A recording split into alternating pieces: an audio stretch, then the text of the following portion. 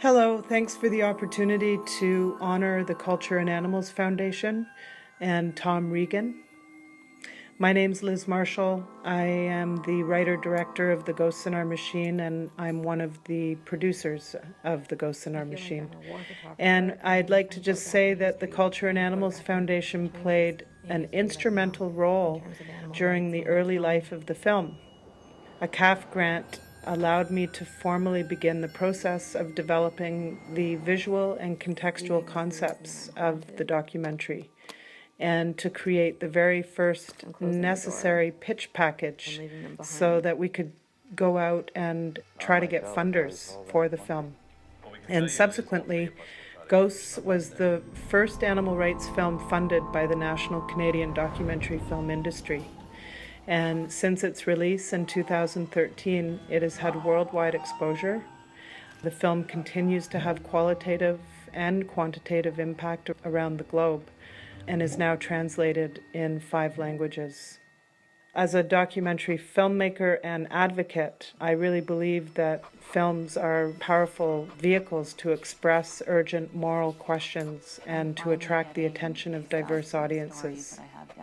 With CAF's early validation and support of The Ghosts in Our Machine, we were able to get the film off the ground, and we're so grateful. So thank you so much for your support. We are extremely happy that part of the success of the film is that Joanne McArthur's ongoing photography and activist work through her We Animals project is elevated within the film, and we couldn't be happier about that. So thanks again for your support. All the best.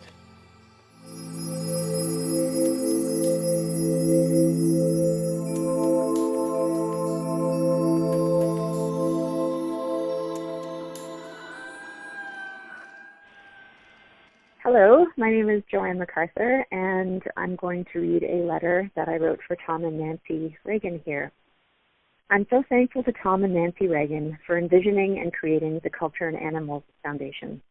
The role of the arts in evolution and revolution is so often overlooked or dismissed. Tom and Nancy have long understood that creativity is a much-needed ingredient in the recipe for change. I've been the very fortunate recipient of 3 Culture and Animals Foundation grants. 2 have been for my ongoing photo project, We Animals, and the 3rd was for a multimedia book project called Unbound, which tells the stories of women on the front lines of animal advocacy through photographs, interviews, and essays. The CAF also granted a film I was intimately involved in called The Ghosts in Our Machine. To say that these grants have helped me do my work is an understatement. As you can imagine, being an animal rights photojournalist is a very specialized sort of work, one which is overlooked by most, if not virtually all, granting bodies. Photojournalism is traditionally about covering human-centered conflicts. Serious work about animal rights has until recently been seen as fringe and unimportant, not serious work for a photojournalist. It was visionary that Tom, Nancy, and the CAF team saw the importance of my work and believed in it and supported it. And in this support, I also found a sense of belonging to a community who understood the importance of what I was doing, about the message I was and am trying to make visible, that all animal lives matter, not just the lives of animals we see regularly, such as those we call pets, and the megafauna who grace the cover of National Geographic, but all animals. Through the support of the CAF, I felt I was joining forces with truly admirable people who cared. The CAF grants aren't only financial support, they're moral support as well. Additionally, I may also say that I've always really enjoyed my correspondences with Nancy Regan. Nancy, you are always so sweet, lighthearted, and here's that word again, supportive. Thank you for your messages of encouragement over the years. They have meant so much to me. It's interesting how artists are endlessly called upon to provide creative work free of charge. Or if a final product is given financial compensation, the artist's time is so rarely factored in. The Culture and Animals Foundation understands that there are many hard and soft costs that go into creating work. The CAF grants are an acknowledgement that these costs are not only real, but that the final product can't happen without support. For over a decade, I've been the full-time, unpaid staff to the We Animals project, and so you can imagine just how much a grant from the Culture and Animal Foundation's helped. Since its inception, the We Animals Project has grown in leaps and bounds. I'm really thankful to Tom, Nancy, and the Culture and Animals Foundation team for helping make this happen. The We Animals Project dreams big, and the CAF has really helped me achieve my goals. I'm a very thankful and proud grantee. With joy and heaps of gratitude, Joanne. This is Steve Baker's piece, read by Martin Rowe. The quality that marks out the Culture and Animals Foundation as an organisation of singular importance within the field of animal advocacy is the sheer generosity of its outlook. That's the key thing I want to say. Here in the UK, although I've been writing about the complex relation of art and animal advocacy for many years, it's only quite recently that I really became aware of how distinctive and vital CAF's work actually is. It was Carol Gigliotti's interview with Tom and Nancy Regan, published in 2011, that brought this sharply into focus for me. In that interview, Tom is quite explicit that there is, quote, no scholarly discipline whose practitioners cannot make a contribution, quote, to the advancement of animal advocacy. He continues, quote, but central to this small project of changing how people see the world is what students in the arts can contribute.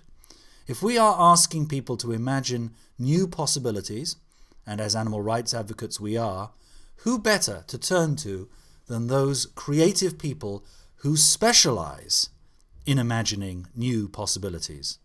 End quote.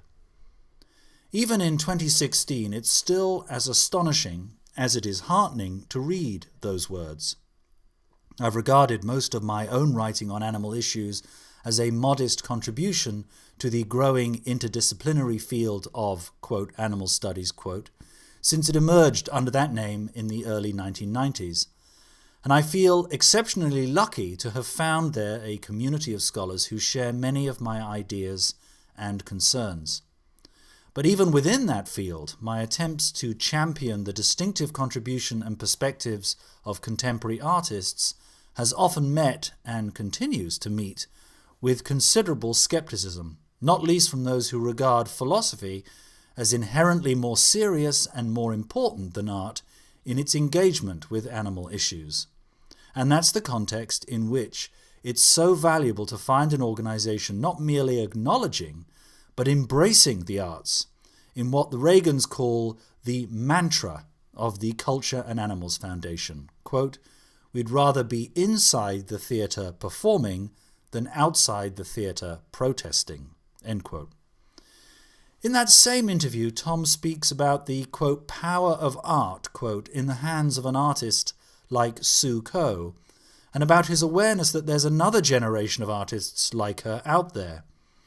But the generosity and the genius of CAF's grant program is that by no means all of the artists it supports are working with such an explicit animal rights agenda as Sue.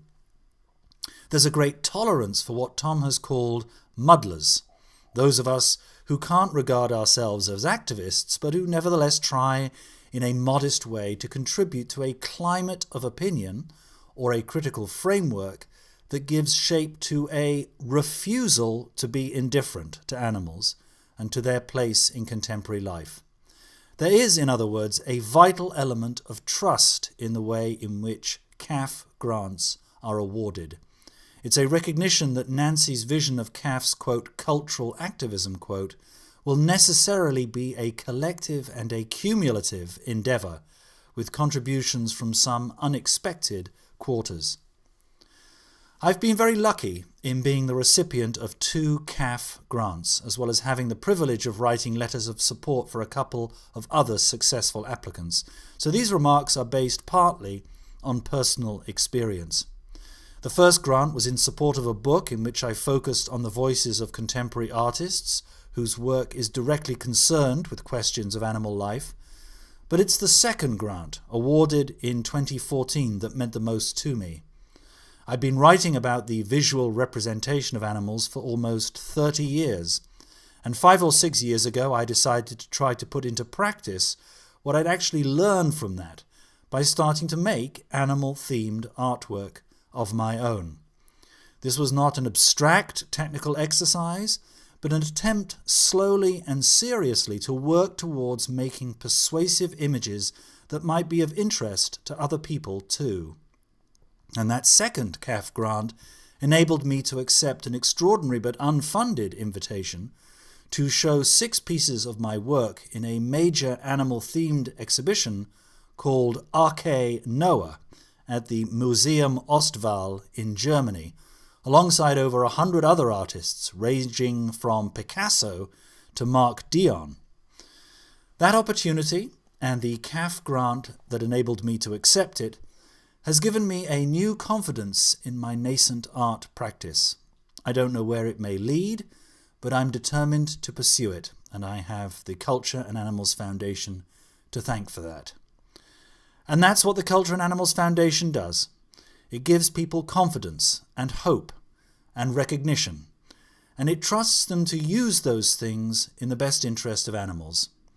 As Martin Rowe has eloquently put it, CAF has given many of us invaluable opportunities, quote, to pursue our passions, refine our ideas, and follow our dreams.